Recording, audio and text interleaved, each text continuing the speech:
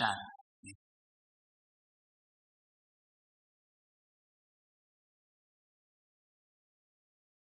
आप सभी त्रिकालदर्शी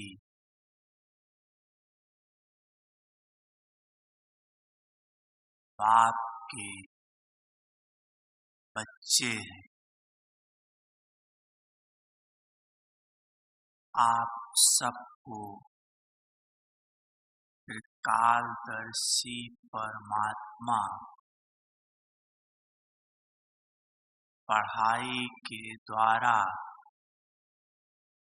सब कुछ पहले से ही बता दिया है और बता रहा है कि लास्ट सीन क्या होगी, प्रेजेंट में क्या करना है और लास्ट में क्या हो। तो ये तो आप समझते हैं कि लास्ट की सीन एक तरफ अति हाहाकार तो दूसरी तरफ जय जयकार हो। जो विनाश काले विपरीत बुद्धि आत्माएं हैं, जिन्होंने शिव बाबा को नहीं जाना है, नहीं पहचाना है, मान नहीं रहे हैं, वो अंत में बहुत दुखी होकर रोएंगे, चिल्लाएंगे, पछताएंगे। दूसरी तरफ प्राकृतिक आपदाओं का वार होगा। बाढ़, भूकंप, तूफान आदि का ये फुल फोर्स पर होगा। खाने पीने के लिए नहीं होगा। चारों तरफ मार काट, यही खून की नदियां बह रही। तो एक तरफ तो ये हाहाकार की सीन चले, दूसरी तरफ जो ब्राह्मण आत्माएं हैं, जिन ब्राह्मण आत्माओं ने वर्तमान में अर्थात संगम युग पर भगवान के श्रीमत के प्रमाण अपने पुरुषार्थ को बढ़ाया है और सर्व प्राप्तियां करके संपन्न बन गए हैं, वो खुशी में नाचेंगे। उनकी चारों तरफ जय जयकार होगी।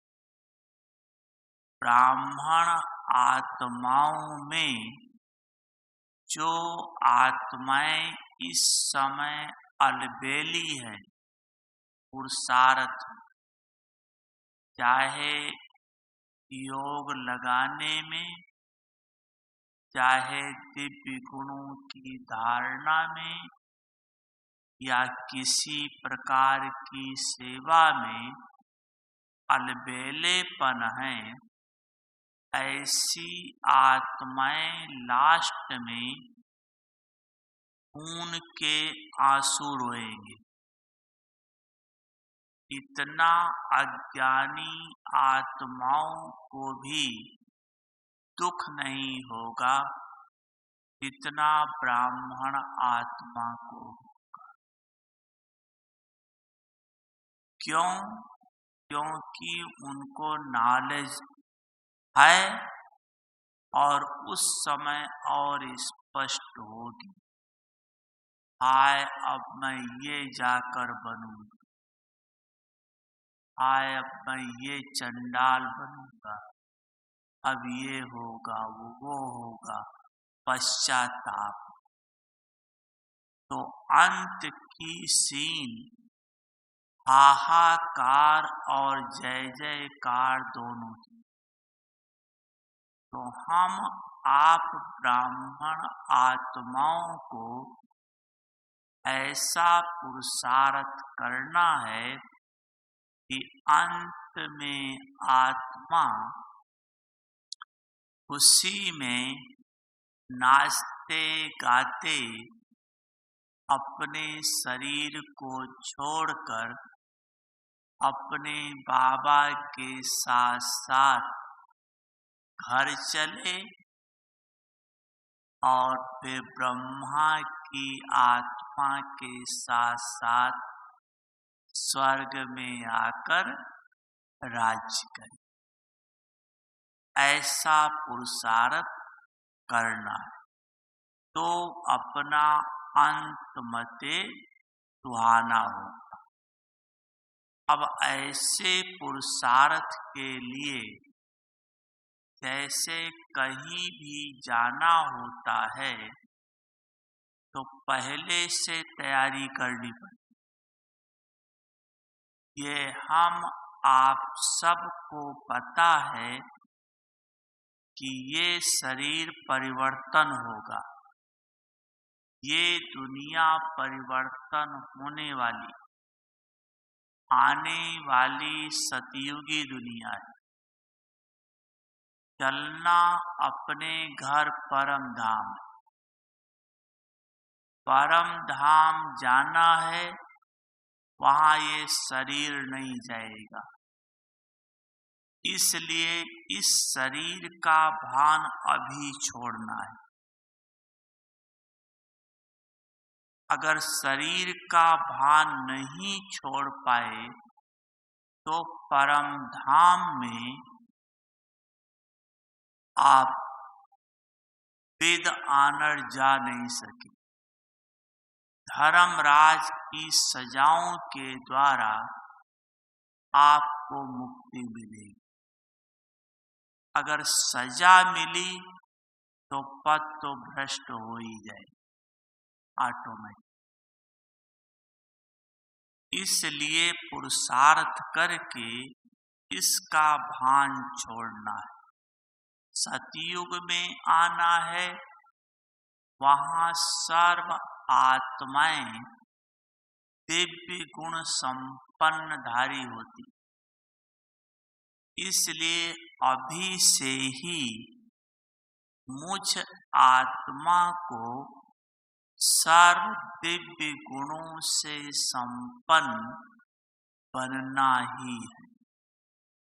ये अटेंशन अभी से देना है तो फिर अंत में अपना सफल होगा। तो हम सबको घर भी चलना है और राजधानी में आना है। अब वहां चलने के लिए पहले से तैयारी करनी। जैसे आप लोगों को मधुबन आना था तो पहले से तैयारी किया या नहीं? 3 महीना 4 महीना पहले टिकट कटाते हो। जो भी प्रबंध है यथाशक्ति सब पहले से करते हो। अगर कोई तत्काल में भी आए होंगे तो भी 2 दिन पहले टिकट कराना पड़ता है। सामान सब कपड़ा लत्ता जो भी चीज आवश्यकता है सब तैयारी करनी पड़ती। तो आप सोचो कि हम ब्राह्मण आत्माएं हर चलेंगी और जब साकार सृष्टि पर आएंगी तो सतयुग से लेकर संगम युग तक हमारी आत्मा पार्ट बजाती रहेगी। और आत्माएं तो बीच में आएंगी, लेकिन ब्राह्मण आत्माएं आदि से लेकर संगम युग के अंत तक पार्ट बजाती रहेंगी। अब ब्राह्मण आत्माओं को सतयुग से लेकर तो क्या परम धाम से लेकर और सतयुग या संगम युग के अंत तक हमें अभी खाता जमा कर, सिर्फ सतयुग नहीं, लेकिन आप ब्राह्मण आत्माएं पूरे कल्प के पार्टधारी, पूरा कल्प में आप आत्मा का श्रेष्ठ पार्ट है। तो हमें पूरे कल्प के लिए 3 प्रकार के खातों के खजाने को जमा करना। पहला है पुरुषार्थ के द्वारा प्रारब्ध का खाता। पुरुषार्थ के द्वारा प्रारब्ध का खाता जो सतयुग त्रेता में चलेगा। दूसरा है सेवा के द्वारा पुण्य का खाता जो द्वापर कलयुग में चलेगा। और तीसरा संतुष्ट रहकर अन्य आत्माओं को संतुष्ट करके दुआओं का खाता जो संगम युग पर अभी चलेगा। तो इन तीनों प्रकार के खाते से ब्राह्मण आत्मा को संपन्न बनता है। पहला है पुरुषार्थ से प्रारब्ध का खाता।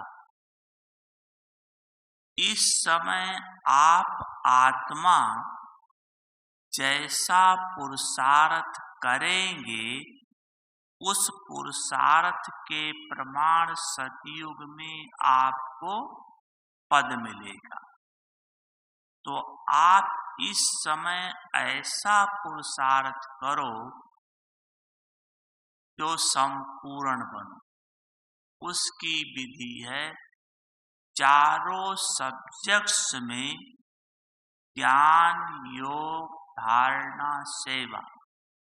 इन चारों सब्जेक्ट्स में फुल मार्क्स लेकर पास विद ऑनर बनना। ज्ञान, योग, धारणा और सेवा चारों सब्जेक्ट्स में फुल मार्क्स लेकर पास विद ऑनर बनना। ये जिस आत्मा ने किया वो सतयुग में राजघराने में प्रारब्ध भोगेगी, और नहीं तो नौकर चाकर आदि जैसा पुरुषार्थ वैसा पद। तो इन चारों सब्जेक्ट्स की धारणा का आधार क्या है? कैसे चारों सब्जेक्ट्स पूर्ण रूप में आत्मा में धारण हो सकते, अर्थात हम उनका स्वरूप बन सकते हैं। पहली बात है ज्ञान। ज्ञान की धारणा का आधार है आप मुरली सुनते हो, मुरली सुनते फिर भी पॉइंट भूल जाती। जैसे बाबा ने आज की मुरली में कहा, कई एक कान से सुनते जाते हैं, दूसरे कान से निकलता जाता है, पता ही नहीं पड़ता कि क्या सुना है। वैसे भी अभी अपने दिल पर हाथ रखकर देखो तो सुबह की मुरली याद नहीं, कोई पॉइंट याद होगी तो।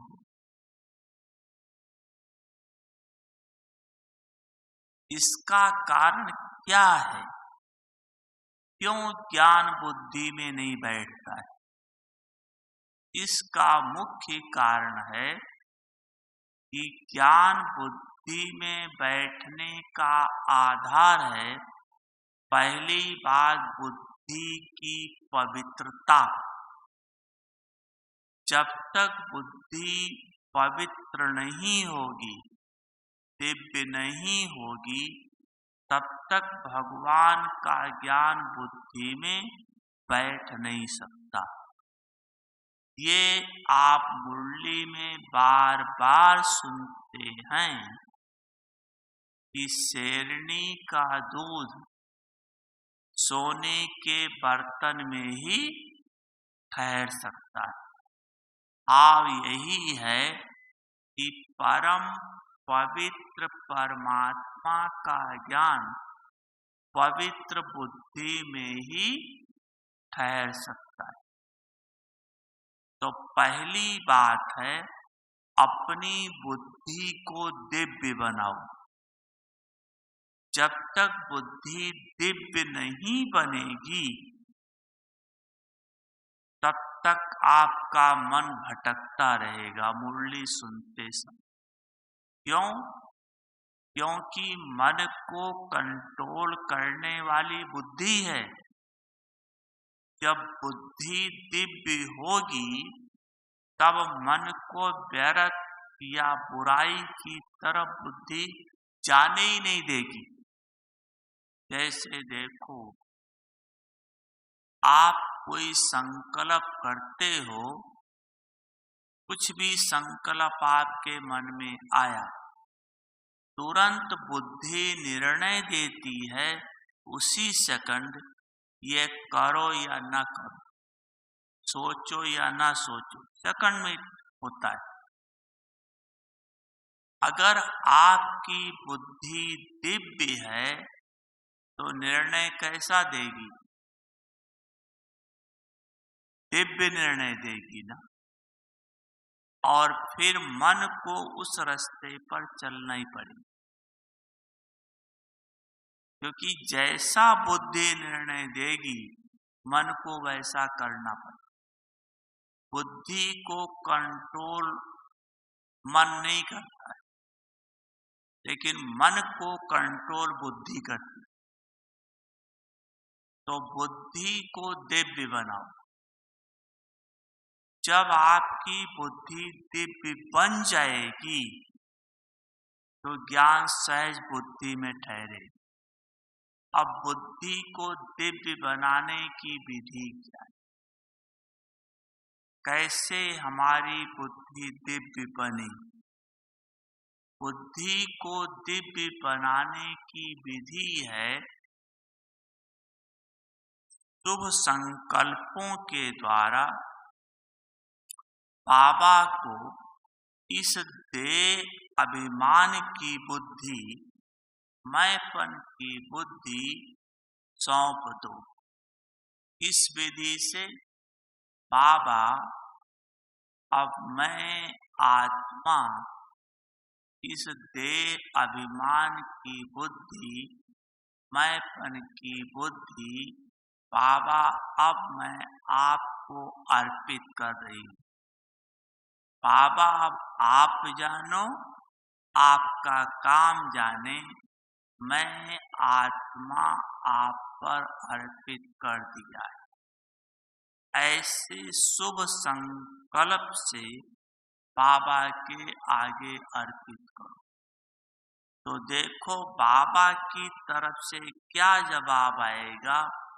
अच्छा बच्चे, आपने बुद्धि को अर्पित कर दिया, अब इस बुद्धि पर तुम्हारा अधिकार नहीं है, अब बाप का अधिकार है। अब इस बुद्धि के द्वारा श्रीमत प्रमाण निर्णय करना बाबा की तरफ से है। बता रहे थे बुद्धि को दिव्य बनाओ। दिव्य बनाने की विधि, बुद्धि को बाप के आगे अर्पित कर दो। जब आप अर्पित करेंगे, बाबा कहेगा श्रीमत प्रमाण जजमेंट करो, जो कुछ भी निर्णय दो, आप जजमेंट श्रीमत प्रमाण करो। इससे आपकी बुद्धि धीरे धीरे दिव्य बनती जाएगी। और जब बुद्धि दिव्य आपकी बनती जाएगी, उसकी निशानी है कि आपको बुद्धि के द्वारा कोई अवगुण नहीं दिखाई पड़े, कोई भी अवगुण नहीं दिखाई। बुद्धि को भी नेत्र कहते, दिव्य नेत्र कहते। दिव्य नेत्र में दिव्यता ही दिखाई दे। कोई गलती कर रहा है, उस गलती में भी अगर आपकी बुद्धि दिव्य है, तो दिव्यता को ही देखें। एक उदाहरण के रूप से आपको बताते हैं कि दिव्यता है तो दिव्य ही दिखाई देगा। इसी हाल में बाबा के सीजन में पार्टियां जैसे आई हुई थी, बाबा मुरली चला रहा था। तो यहाँ अभी आपको बाबा के दिन बताया जाता है कि आप लोग दोनों हाथ की ताली नहीं बजाओ, बाबा कहे तो बजाना, ऐसे डायरेक्शन दिया जाता है। तो उस समय भी ऐसे डायरेक्शन दिया गया था कि कोई ताली नहीं बजाओ, बाबा कहे तो बजाओ। तो बाबा मुरली चला रहा था, बीच में बच्चों ने बहुत जोर से ताली बजाई। जब ताली बजा के तो थोड़ी देर बाद बंद हो गई, बाबा मुरली चलाने। थोड़ी मुरली चली होगी, कोई पॉइंट ऐसी आई, फिर जोर से ताली बजी। तो बाबा ने खुद कहा मुरली चलाते हुए, बच्चे दोनों हाथ की ताली नहीं बजाओ, आवाज ब्राह्मणों के लिए ठीक नहीं। बाबा मुरली चलाने। थोड़ी देर के बाद फिर ताली बजी जोर से। फिर बाबा ने कहा, बच्चे दोनों हाथ की ताली नहीं बजाओ, ब्राह्मणों का कल्चर शांत है, दोनों हाथ की ताली से घमासान हो जाता है, घमसान हो जाता है, इसलिए दोनों हाथ की ताली। और बाबा मुरली। फिर थोड़ी देर के बाद जोर से ताली। अब आप सोचो, जब भगवान डायरेक्ट मना कर रहा है और उसके बावजूद भी बच्चे ना माने, अगर ताली बजाएं तो आपके मन में क्या संकल्प आएगा? आपकी बुद्धि क्या निर्णय देगी?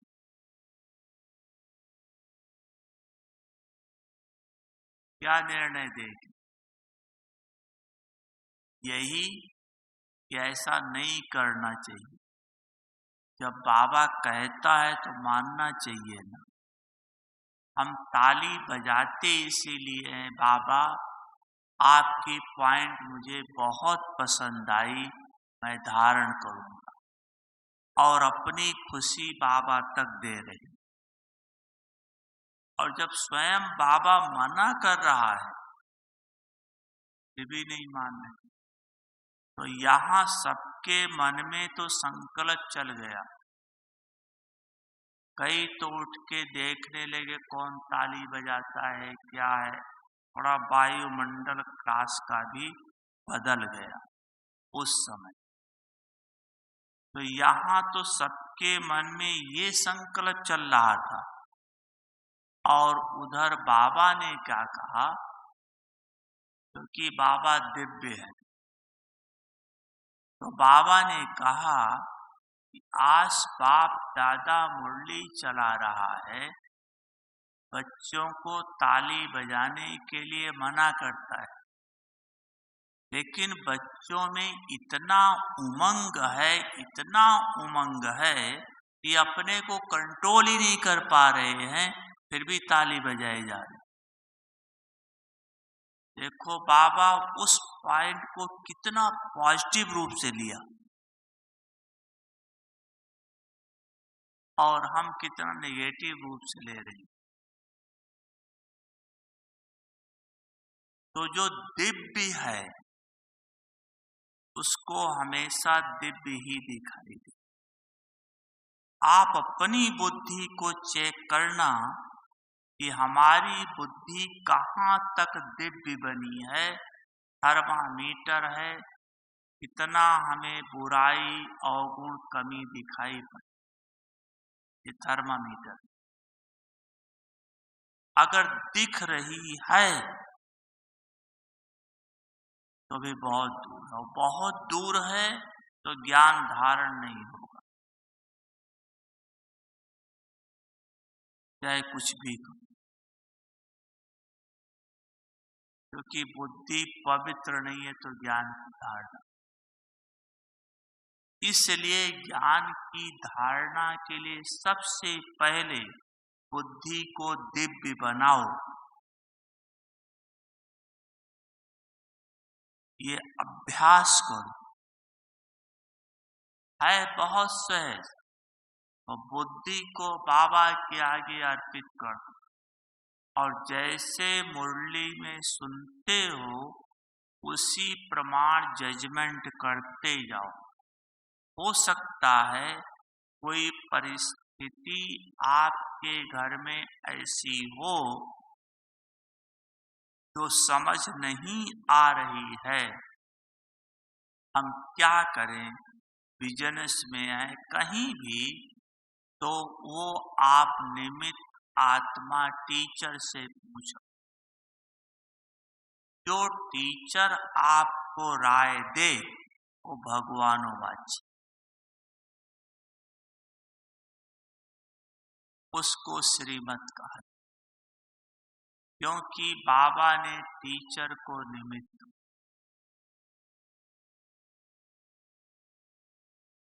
तो पहली बात बुद्धि को दिव्य बनाओ।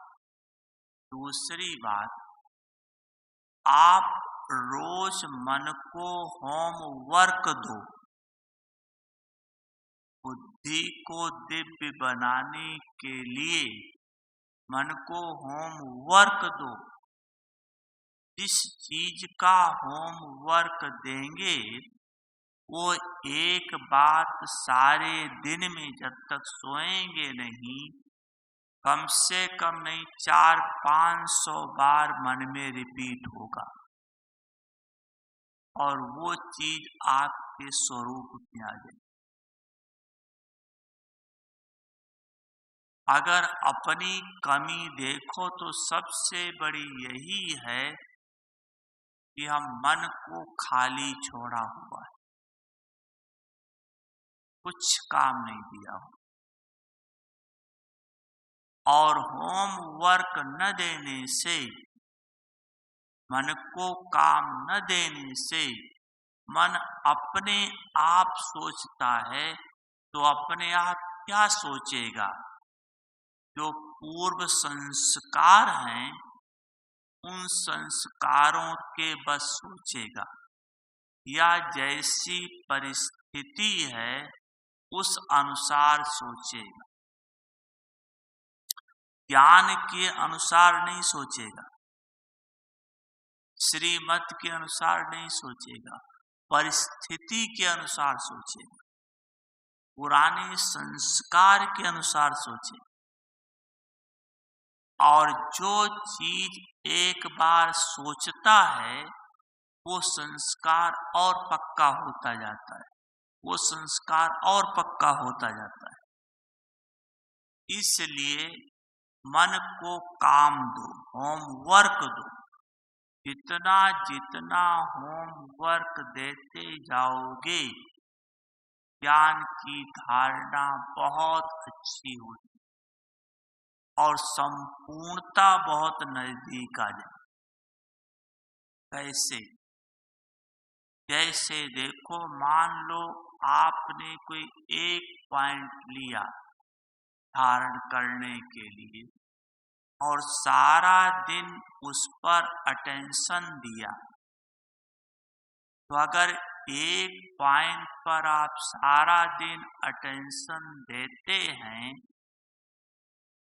तो क्या वो पॉइंट स्वरूप में आ जाएगी या नहीं आ जाएगी?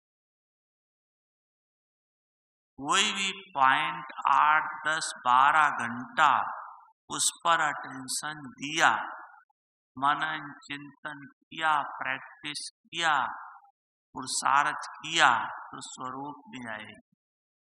एक दिन में एक पॉइंट स्वरूप में आ जाए तो 30 दिन में 30 पॉइंट आ जाए।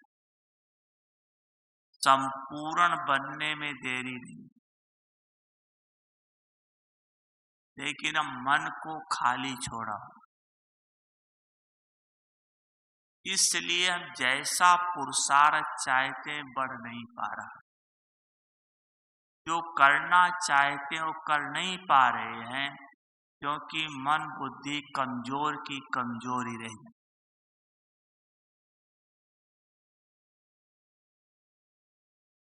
और तीसरी बात, मन के द्वारा संकल्प से दान करो और उससे ज्यादा वाणी के द्वारा ज्ञान दान करो। जितना वाणी के द्वारा ज्ञान दान करोगे उतना ज्ञान की धारणा होगी। तो ये 3 बातें लाओ तो ज्ञान की धारणा हो। दूसरी बात है योग। योग की धारणा का आधार है अशरीरी भाव का अभ्यास। जितना जितना अपने को आत्मक स्वरूप में टिका पाएंगे उतना बाप की याद स्वतः बनी रहेगी।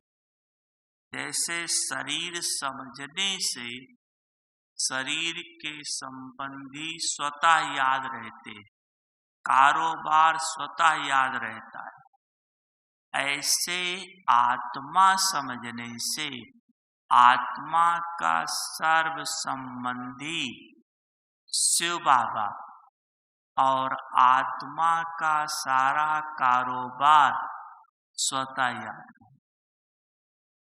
तो पहला है अशरीरी होने का अभ्यास।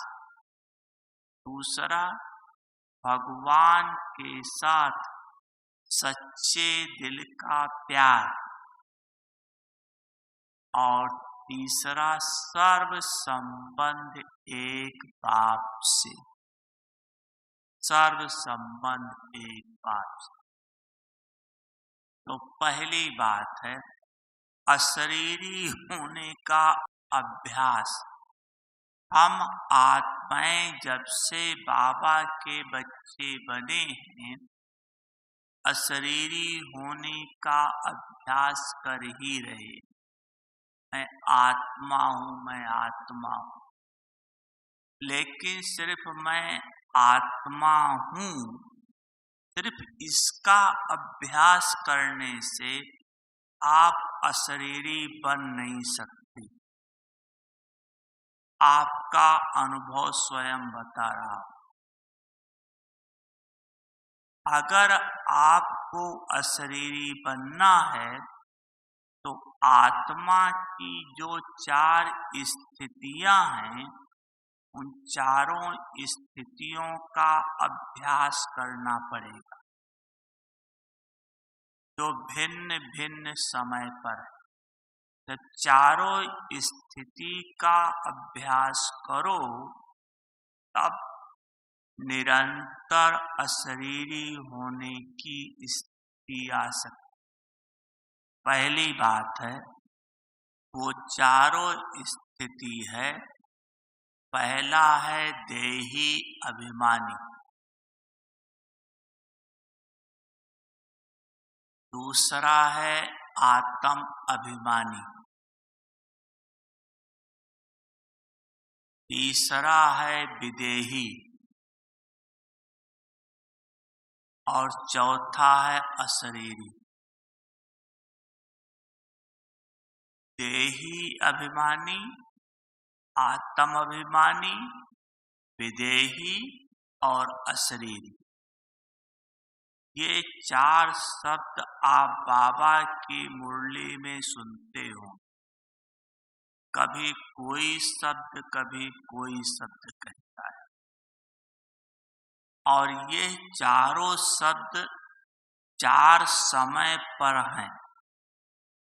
कब देही अभिमानी होकर रहना है, कब विदेही होकर रहना है, कब अशरीरी होकर रहना है, ये अलग अलग टाइम पर है।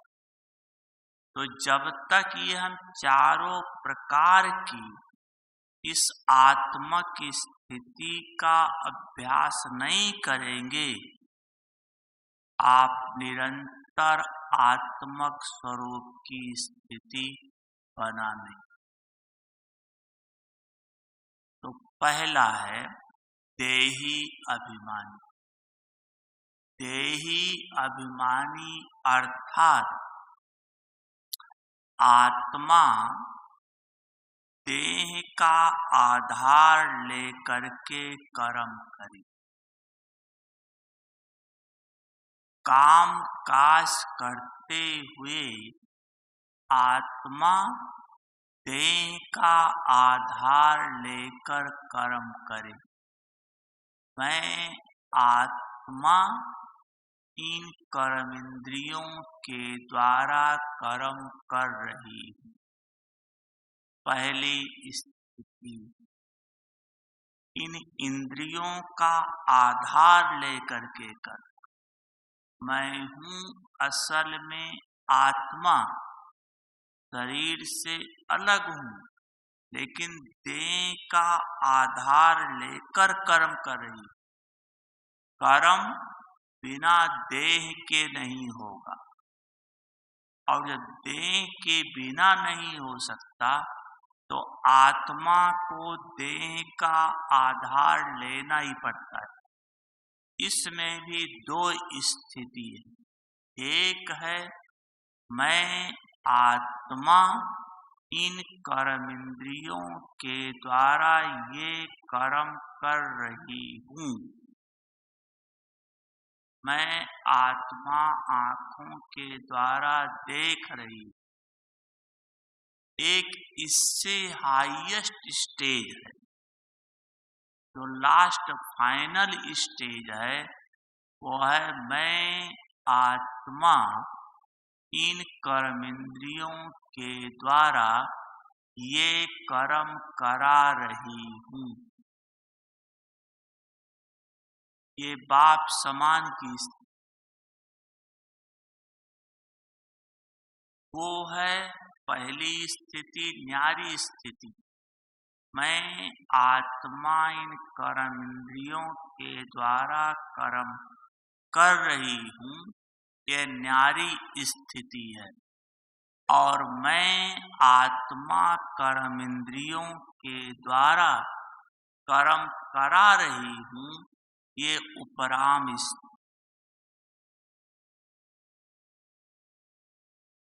तो पहला है देही अभिमानी, दूसरा है आत्म अभिमानी। जब आप योग में बैठते हैं उस समय देह की जरूरत नहीं है। माने आपको देह की स्मृति लाने की जरूरत नहीं है। कर्म इंद्रियों का आधार कर्म क्षेत्र पर लेना पड़ता है तो स्मृति आती है। लेकिन जब आप योग में बैठे हैं तब आपको इस देह की स्मृति की जरूरत नहीं है। मेरा सांस चल रहा या नहीं, दिल धड़क रहा या नहीं, इसकी कोई जरूरत नहीं। सब काम अपने आप हो रहा। आपको इसको भूलकर मैं आत्मा हूं, इस स्मृति सो स्थिति में स्थित होकर बाप को याद कर।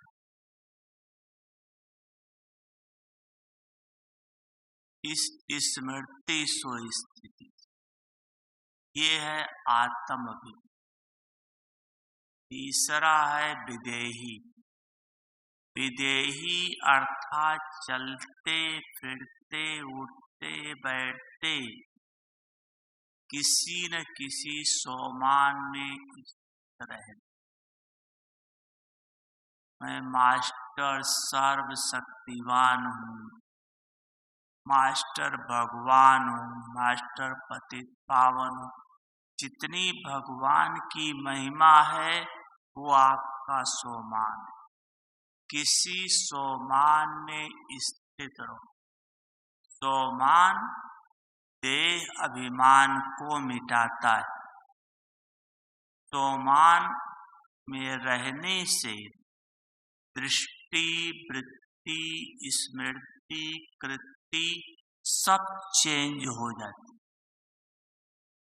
क्योंकि मनुष्य जैसा अपने को समझता है वैसा वो बन जाता है। अभी तक हम सबको ये नहीं पूरा आया है कि हम देवी बनेंगे या देवता बनेंगे। अभी तक ये कॉन्शियस जागृत नहीं करते। इसलिए साधारण रूपधारी यही स्मृति रहती। और साधारण रूपधारी की स्मृति, मैं माता हूँ, पिता हूँ, सास हूँ, बहू हूँ, भाई हूँ, इन्हीं स्मृति के कारण आपकी स्मृति बहुत साधारण रही।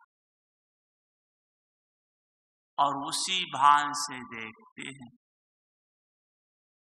जैसे मान लो एक छोटा सा एग्जाम्पल, कोई बाप है, यहाँ माँ बाप बैठे दोनों, अपनी बच्ची को देखते। अब बच्ची को आपने बच्ची की दृष्टि से देखा, ये मेरी बच्ची है।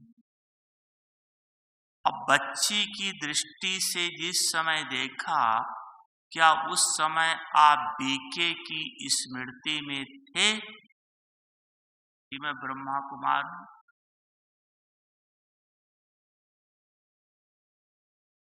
नहीं, क्योंकि ब्रह्मा कुमार के तो कोई बच्चे होते ही नहीं। उस समय पुरानी स्मृति है, मैं फलाना हूं। सोचो इस चीज को।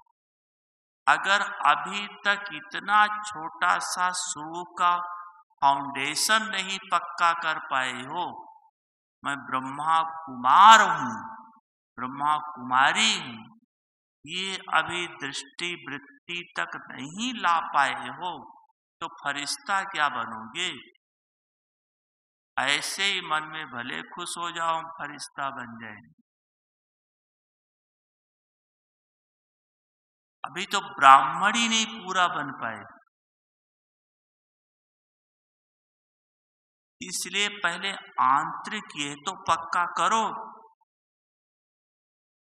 इसका मतलब नहीं बेटी को बहन कह के बुलाओ, नहीं। ऊपर से तो जो शब्द है वही शब्द है। लेकिन आंतरिक स्थिति क्या है? जैसे देखो, जिस सेंटर पर आप जाते हो टीचर बहने, वो भी तो बहन ही है ना, लेकिन आपकी आंतरिक स्थिति उनके लिए क्या है? ये हमारी दीदी मुरली सुनाती, महान है तो बहन ही ना।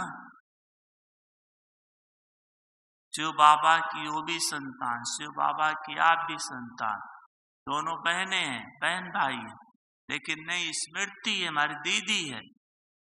बहन होते हुए भी दीदी की स्मृति से देख रहे हैं। ऐसे लौकिक में भी जो परिवार है वो तो है ही है, लेकिन आंतरिक स्थिति क्या बनानी है वो तो देखो। इसको कहते विदेही।